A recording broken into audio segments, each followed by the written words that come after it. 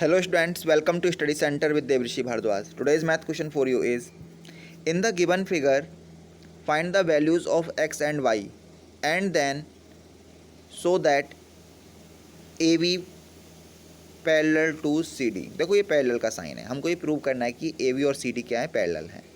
हमको दिख रहा है कि पैरेलल है बट ये प्रूव करना है हमको, ठीक है। ओके, एंड क्या दे रखा है, हमको फाइंड करना है x एंड y की वैल्यू, x एंड y की वैल्यू। ओके, तो चलो फाइंड करते हैं। x की वैल्यू देखो क्या होगी, आप खुद सोचो। ये एंगल 50 का दे रखा है तो x की वैल्यू क्या होगी भाई, ये तो लाइन स्ट्रेट है, ठीक है, और ये लाइन स्ट्रेट है, ठीक है। अगर ये 50 है तो ये क्या होगा, देखो अगर 50 और प्लस x करें तो ये पूरी लाइन का एंगल हो जाएगा ना, तो 180 का होता है। तो एंगल x की वैल्यू क्या हो गई, अगर हम 180 में से 50 को माइनस करते तो x की वैल्यू आ जाएगी, क्योंकि 50 प्लस x 180 होना चाहिए। बात समझ में आई कि नहीं भाई, ये एंगल पूरा का पूरा 180 का होना चाहिए, क्योंकि इस लाइन पर है, ये लाइन है इसके हिसाब से। तो अगर हम 180 में से 50 को माइनस करेंगे तो क्या आएगा, 130 आ गया। तो 130 आ गई x की वैल्यू। अब हमको y की वैल्यू फाइंड करनी है। देखो, तो इसका जो रीजन क्या लिखोगे आप, स्ट्रेट लाइन एंगल हम बोल सकते हैं कि x + 50 = 130। ओके, अब y की वैल्यू क्या होगी, देखो y की वैल्यू क्या होगी, y की वैल्यू होगी, देखो अगर कोई भी दो लाइन है, ठीक है ना, ऐसे कट कर रहे हैं तो अपोजिट, वर्टिकल अपोजिट एंगल बोलते हैं इनको, ये इक्वल होते हैं, ठीक है। तो y और 130 तो अपोजिट हैं, ये वाला एंगल और ये वाला एंगल इक्वल होगा। तो y की वैल्यू कितनी आ गई, 130 आ गई। अब हमको प्रूव करना है कि AB और CD कैसे हैं, पैरेलल हैं। तो कैसे प्रूव करेंगे पैरेलल हैं, देखो पैरेलल का एक रूल है। पैरेलल का क्या रूल है, पैरेलल का ये रूल है कि अगर दो लाइन है, ठीक है, दो लाइन हैं किस तरीके से कि वो एक दूसरे से मिल नहीं रही हैं, कट नहीं करती हैं, एक दूसरे को कट नहीं करती हैं, लेकिन कोई तीसरी लाइन उन दोनों को कट कर रही है।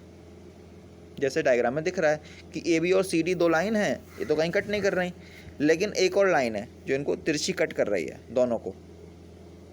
उस केस में कुछ प्रॉपर्टीज़ हैं। क्या प्रॉपर्टीज़ हैं, देखो जैसे मैं आपको बताता हूँ, डायग्राम में समझाता हूँ तो अच्छे से समझ में आएगा। जैसे एक लाइन ये है, एक लाइन ये है, अभी हमको नहीं पता कि ये पैरेलल है कि नहीं है, लेकिन एक लाइन तीसरी इनको कट कर रही है। अब हम देखते हैं कुछ चीज़ें, हम क्या देखते हैं कि अगर ये वाला एंगल और ये वाला एंगल इक्वल है, ठीक है, तो हम कह सकते हैं कि ये लाइन पैरेलल है। इक्वल होंगे एंगल तभी हम कहेंगे पैरेलल है। एक तो मेथड ये है, ठीक है ना। दूसरा मेथड ये है कि ये वाले एंगल इस वाले एंगल के इक्वल हो जाए, ठीक है ना, अल्टरनेट एंगल बोलते हैं इनको। ये जो वाला एंगल बना है इसको हम अल्टरनेट एंगल बोलते हैं, ठीक है ना, एक इधर का एंगल एक इधर का एंगल। तो ऐसे अगर ये वाला एंगल इस वाले एंगल के इक्वल प्रूव हो जाए तो भी हम कह सकते हैं कि लाइन पैरेलल है। तो ऐसे हमको इस डायग्राम में देखना है। अब कोई सा भी एंगल इक्वल दिखा दो तो हो जाएगा। जैसे x की वैल्यू कितनी है, 130 है, और एक डायग्राम में हमको दिख रहा है 130, तो मैंने देखा है ये वाला एंगल और ये वाला एंगल इक्वल है, ठीक है। तो ये कैसी लाइन्स हो गई, पैरेलल। बस आपको रीजन देना पड़ेगा, आपको जो भी रीजन समझ में आए, जो भी रीजन आप देना चाहो। आप ये भी दे सकते हो कि एंगल x की वैल्यू 130 है और एंगल y की वैल्यू क्या है, 130 है, और दोनों एंगल कैसे हैं, अल्टरनेट एंगल है। एक इधर का एंगल एक इधर का एंगल, अल्टरनेट एंगल हैं दोनों। और क्योंकि दोनों लाइन्स के अंदर आ रहे हैं तो इंटीरियर अल्टरनेट एंगल बोल सकते हैं हम, अंदर की तरफ वाले अल्टरनेट एंगल्स, ठीक है। तो हम कहते हैं कि एंगल x = एंगल y, और ब्रैकेट में लिख देंगे इंटीरियर अल्टरनेट एंगल्स। सो AB पैरेलल CD, ठीक है ना। बस इतना ही करना है इसमें। आई होप समझ में आ गया होगा। बहुत इजी क्वेश्चंस हैं, इनमें ज़्यादा बताने को कुछ नहीं है, सिर्फ मैं आपको कॉन्सेप्ट क्लियर कर रहा हूँ, बता रहा हूँ, एक बार लिखोगे आप खुद।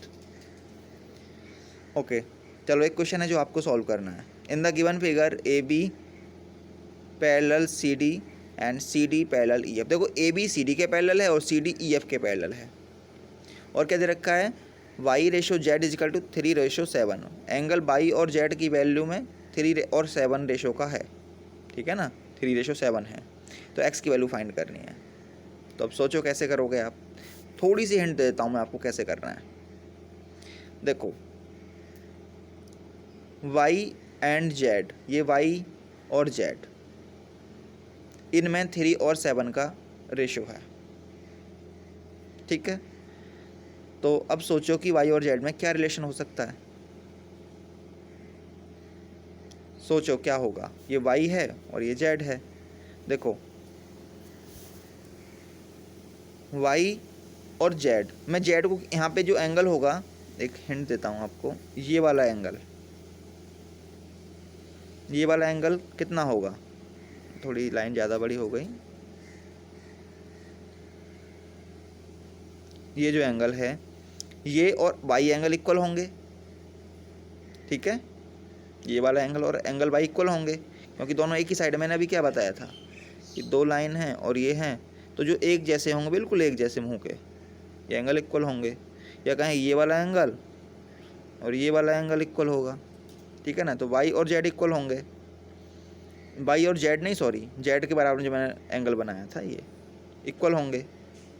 अब ये एंगल कितने का होगा, ये 180 में से जेड को माइनस करके आएगा, तो वाई किसके इक्वल होगा, 180 माइनस जेड के इक्वल।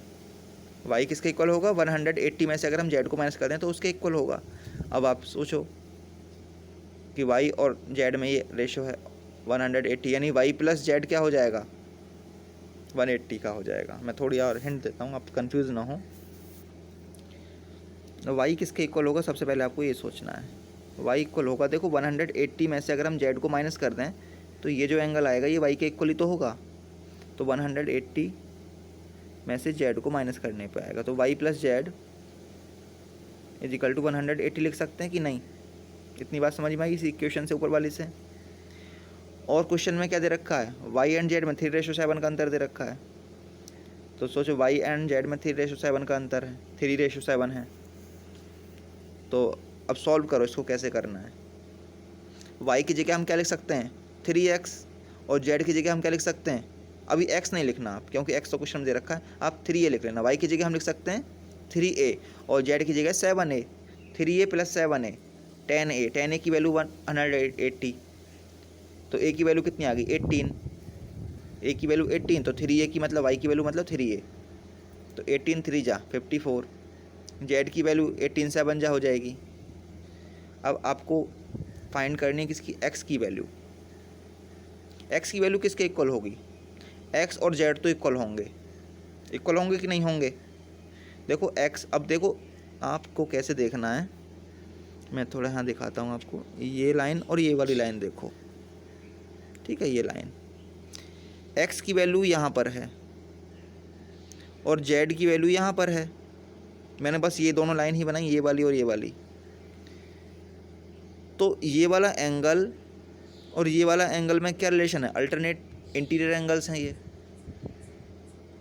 तो इक्वल होंगे। तो बस आप जेड की वैल्यू फाइंड करो और बाद में बता दो कि एक्स की वैल्यू भी यही होगी। तो सॉल्व देखो आपको करना है, मैंने सिर्फ आपको हिंट दी है। आई होप समझ में आ गया होगा, और समझ में आ गया है तो वीडियो को लाइक करो, शेयर करो, और कमेंट सेक्शन में अपने आंसर को कमेंट करके बताओ। ठीक है, एंड थैंक्स फॉर वॉचिंग।